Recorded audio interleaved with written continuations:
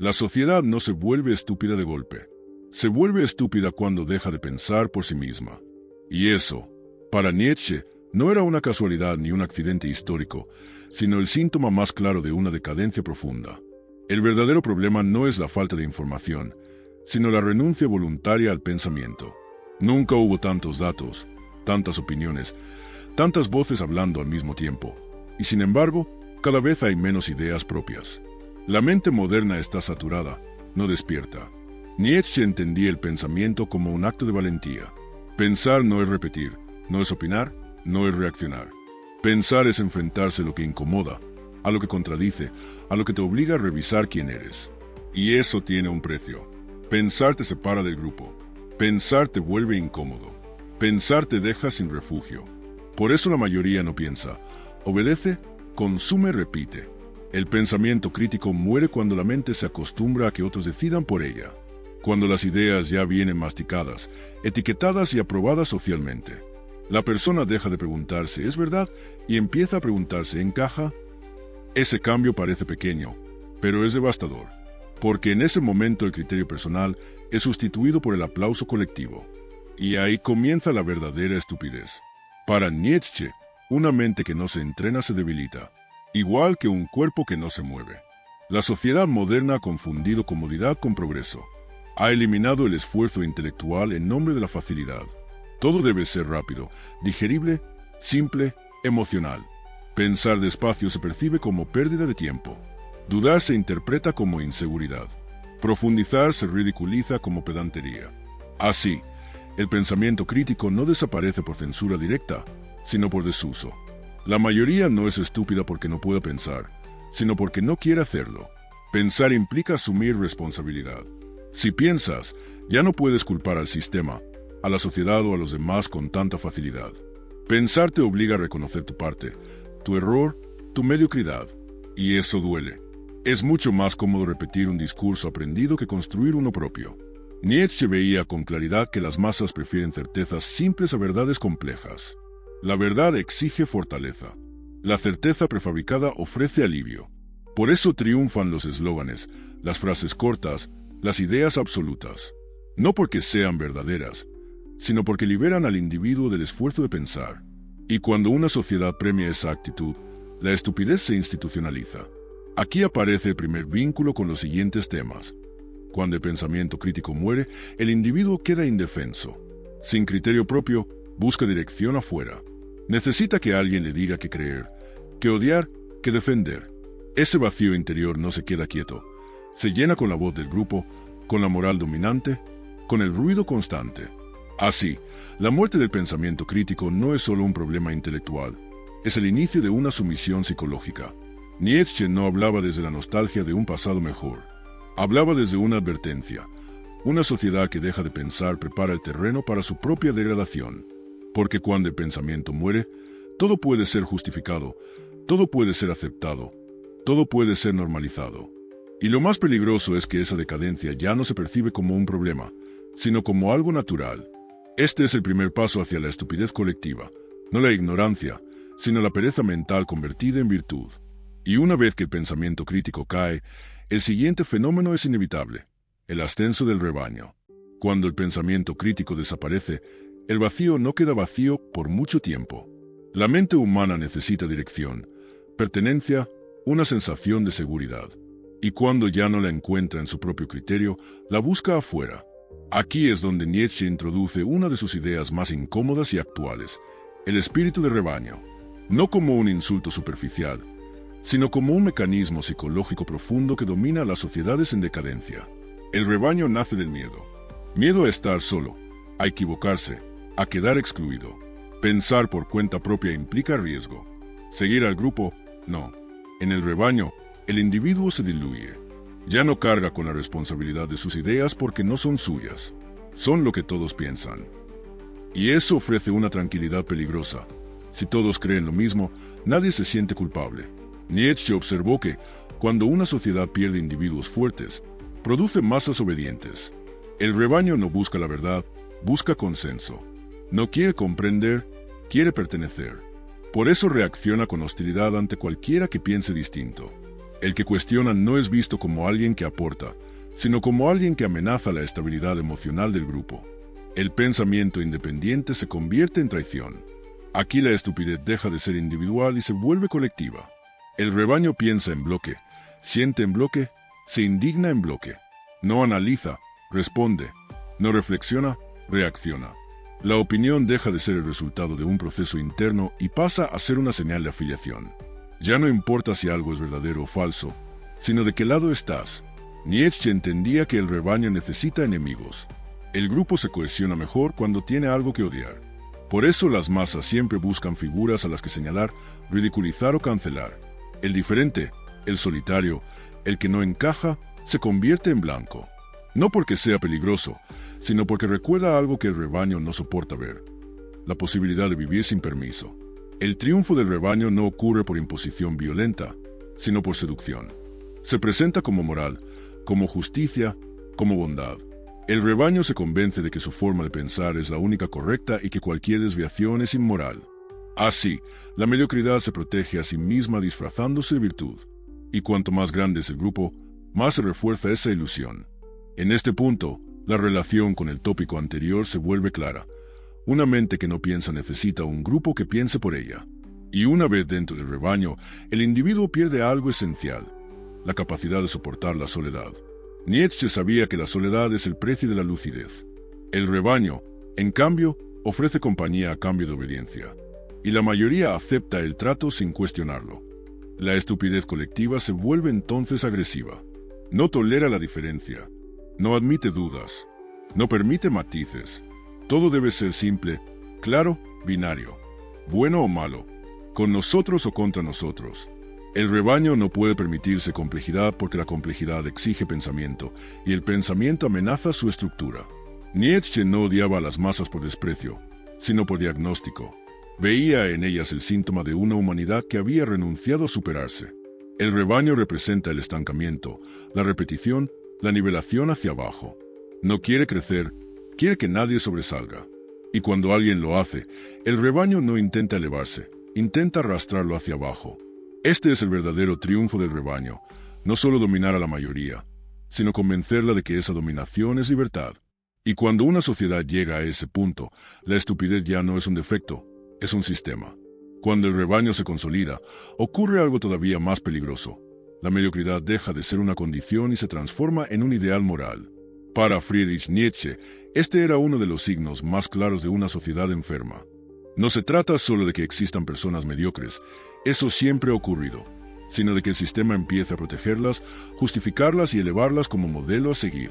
La mediocridad se vuelve sagrada cuando la sociedad empieza a desconfiar de la grandeza. Todo lo que sobresale incomoda. Todo lo que exige esfuerzo despierta resentimiento. Todo lo que apunta hacia lo alto recuerda, de forma silenciosa, lo bajo en lo que muchos se han quedado. Y como la mayoría no quiere enfrentarse a esa comparación, prefiere destruir el estándar antes que intentar alcanzarlo. Nietzsche entendía que las culturas fuertes admiran la excelencia. Las culturas decadentes la sospechan. En estas últimas, destacar se interpreta como arrogancia, disciplina como obsesión, profundidad como complicación innecesaria. La grandeza se convierte en algo sospechoso que debe ser reducido, explicado o ridiculizado. Así, la mediocridad no solo se normaliza, se vuelve la medida de todas las cosas. Este proceso está íntimamente ligado a los tópicos anteriores.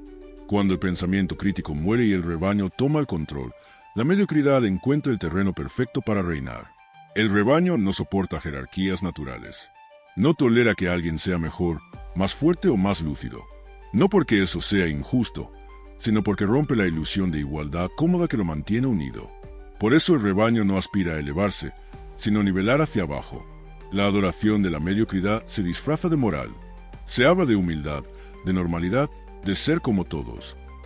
Pero en el fondo no es humildad, es miedo. Miedo a no estar a la altura.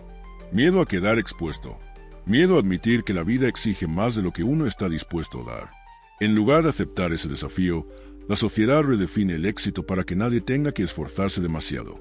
Nietzsche veía aquí el nacimiento de una cultura resentida. Una cultura donde el fracaso se justifica y la ambición se condena. Donde no se premia al que crea, sino al que se adapta. Donde la originalidad se tolera solo si no amenaza el orden establecido. y donde cualquier intento de superación personal es rápidamente reducido a ego, locura o desviación.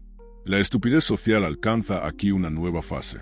Ya no se trata solo de no pensar o de seguir al grupo, sino de odiar activamente aquello que podría elevarte. La mediocridad necesita destruir referentes para sobrevivir. Necesita convencer a todos de que no hay nada más alto, nada más profundo, nada más exigente. Porque si existiera, entonces habría que mirarse al espejo. Por eso la sociedad celebra lo superficial, lo inmediato, lo fácil. No porque sea mejor, sino porque no exige transformación. La mediocridad promete paz a cambio de estancamiento. Y muchos aceptan ese trato sin resistencia. Mejor sentirse cómodo que crecer. Mejor encajar que destacar. Mejor repetir que crear.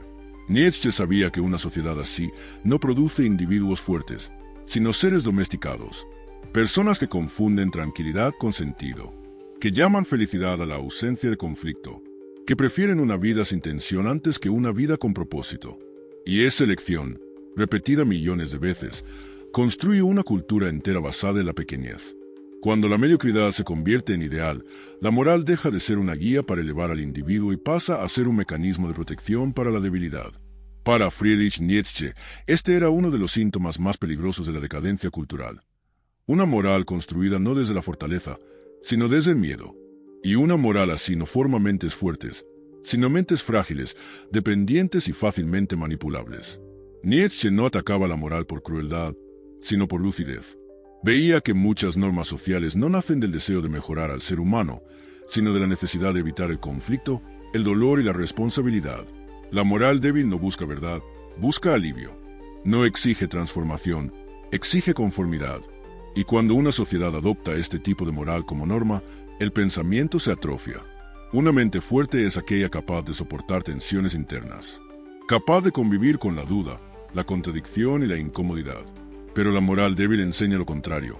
Enseña a huir del malestar, a evitar cualquier fricción, a interpretar todo conflicto como una agresión. Así, el individuo aprende a protegerse del mundo en lugar de enfrentarlo. Y una mente que solo busca protección nunca desarrolla criterio propio. Aquí se conecta con todo lo anterior. Una sociedad que no piensa, que sigue al rebaño y que idolatra la mediocridad, necesita una moral que justifique ese estado. Una moral que diga: estás bien así, no necesitas más. Exigir es violencia, cuestionar es peligroso. De esta forma, la debilidad deja de percibirse como un problema y se redefine como virtud. Nietzsche veía en esta moral una inversión completa de los valores. La fortaleza se llama dureza, la disciplina se llama obsesión, la ambición se llama ego, la lucidez se llama frialdad. Mientras tanto, la fragilidad se presenta como sensibilidad, la pasividad como bondad y la incapacidad como autenticidad. No es casualidad. Es un sistema de valores diseñado para no incomodar a nadie, incluso si eso implica renunciar al crecimiento. La estupidez social se profundiza cuando la moral impide pensar. Cuando ciertas preguntas no pueden hacerse porque resultan incómodas. Cuando ciertas verdades no pueden decirse porque hieren. En ese punto, la moral ya no protege a la sociedad, la asfixia. La convierte en un espacio donde todo debe ser suavizado, simplificado y filtrado para no despertar resistencia emocional. Nietzsche entendía que toda gran transformación exige atravesar incomodidad. No hay crecimiento sin fricción. No hay lucidez sin dolor. Pero la moral débil enseña a evitar todo eso. Y una generación educada para evitar el dolor será incapaz de sostener verdades duras. Preferirá narrativas reconfortantes antes que análisis profundos. Y ahí la estupidez se vuelve estructural. Esta moral también produce dependencia. Si el individuo es frágil, necesita tutela. Necesita que alguien le diga que es correcto, que pensar, que sentir. La autonomía se vuelve peligrosa porque exige responsabilidad. Así, la sociedad infantiliza a sus miembros mientras les promete protección. Y cuanto más protegidos se sienten, menos capaces son de pensar por sí mismos. El resultado es una mente débil en un cuerpo social débil. Personas incapaces de tolerar el desacuerdo, el fracaso o la crítica. Personas que reaccionan con indignación ante cualquier desafío intelectual. Personas que confunden sentirse ofendidos con tener razón. Para Nietzsche, este no era un accidente histórico, sino el desenlace lógico de una cultura que ha renunciado a la fortaleza. Después de todo lo anterior, la pregunta final no es por qué la sociedad se vuelve cada vez más estúpida. La verdadera pregunta es por qué tan pocos están dispuestos a dejar de serlo. Para Friedrich Nietzsche, el problema nunca fue la falta de capacidad intelectual, sino la falta de coraje, porque despertar no es un acto cómodo, es una ruptura, y toda ruptura tiene un precio. Despertar significa abandonar la protección del rebaño. Significa renunciar a la aprobación automática, a la seguridad de pensar lo mismo que los demás, a la tranquilidad de no destacar. Cuando empiezas a pensar por ti mismo, algo se rompe. Ya no puedes fingir ignorancia. Ya no puedes escudarte en la masa. Ya no puedes decir, yo no sabía. Y esa responsabilidad pesa. Nietzsche sabía que la lucidez aísla, no porque el pensador se crea superior, sino porque ve lo que otros no quieren ver. Ve las contradicciones, las mentiras cómodas, las morales débiles disfrazadas virtud. Y cuando señalas eso, no recibes gratitud, recibes rechazo. El rebaño no perdona a quien le recuerda su propia renuncia. Este es el gran costo de despertar, la soledad. No una soledad física necesariamente, sino una soledad interior. La sensación de no encajar del todo, de no poder repetir consignas sin cuestionarlas, de no poder celebrar lo superficial con entusiasmo genuino. El individuo despierto se vuelve extranjero dentro de su propia época. Por eso la mayoría elige no despertar. No porque no pueda, sino porque no quiere pagar ese precio. Es más fácil vivir anestesiado, repitiendo ideas ajenas, protegido por una moral que no exige nada y por un grupo que no espera nada de ti. La estupidez ofrece refugio. El pensamiento exige fortaleza. Nietzsche no prometía felicidad al que despierta. Prometía algo más duro y más honesto: dignidad. La dignidad de no mentirte. La dignidad de asumir tu soledad. La dignidad de construir tus valores en lugar de heredarlos sin examen. Despertar no te hace popular, te hace responsable. Aquí todo encaja. Una sociedad sin pensamiento crítico produce rebaños. Los rebaños adoran la mediocridad. La mediocridad necesita una moral débil para sostenerse. Y esa moral castiga, de forma silenciosa, a cualquiera que intente salir del molde. El sistema está perfectamente cerrado. No necesita imponerse por la fuerza, porque la mayoría se autocensura sola. La gran trampa es esta. La sociedad hace creer que pensar es peligroso, que destacar es arrogante, que exigir es cruel. Así, convence a los individuos de que su propia renuncia es virtud. Y cuando alguien despierta, se le presenta como un problema, no como una posibilidad, como una amenaza, no como un ejemplo. Nietzsche entendía que no todos están destinados a despertar.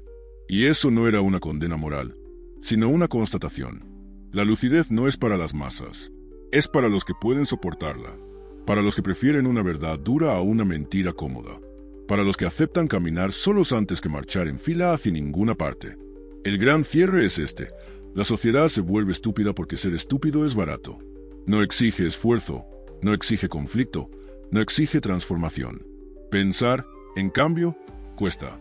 Cuesta amigos, cuesta tranquilidad, cuesta certezas. Pero también te devuelve algo que ninguna masa puede darte: soberanía interior. Y ahí queda la elección final, silenciosa pero inevitable. O sigues dormido, protegido por el ruido y la multitud, o despiertas, aceptas el peso de pensar, y pagas el precio de ser libre.